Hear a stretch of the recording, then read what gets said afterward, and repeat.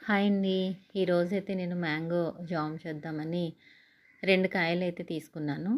బంగిడిపిల్లి. అవి చిన్న ముక్కలుగా చేసి మిక్సీ జార్‌లో ఏసేసి మెత్తగా పేస్ట్ చేసేసానండి. అది వీడియో పెట్టుకోలేదు.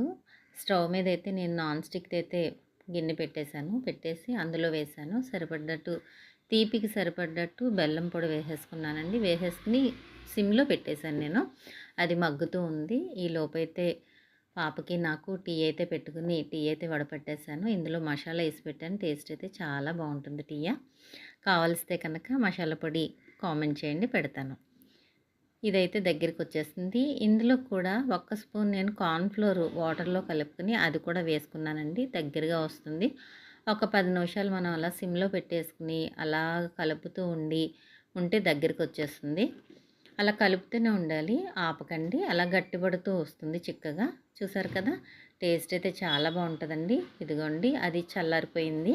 చల్లారబెట్టేసాక సీసాలో వేసేసుకుంటే ఇది ఫ్రిడ్జ్‌లో ఉంచుకొని తింటే ఒక నెల రోజుల పాటు చాలా బావుంటుందండి. టేస్ట్ అయితే చాలా బావుంటుంది. మ్యాంగో జామ్ తయారైపోయింది. బ్రెడ్‌లోకి, చపాతీల్లోకి, పూరీలోకి చాలా బావుంటుంది. మీకు కావాల్సితే ఒకసారి ట్రై చేయండి. టేస్ట్ అయితే చాలా బావుంటుంది.